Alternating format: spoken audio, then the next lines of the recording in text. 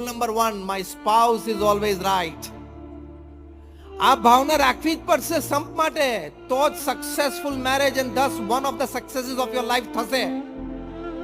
હા, કોઈ વાત થાય, કોઈ ચર્ચા થાય, કોઈ ડિફરન્સ ઓફ ઓપિનિયન હોય તો કોઈ વખત હોટ ડિસ્કશન પણ થઈ જાય.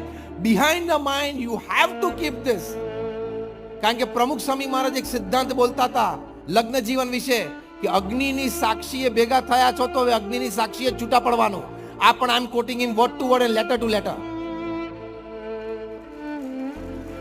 અગ્નિની સાક્ષીએ ભેગા થયા છો પતિ પત્ની, તો હવે અગ્નિની સાક્ષીએ જ છૂટા પડવાનું. એટલે શું?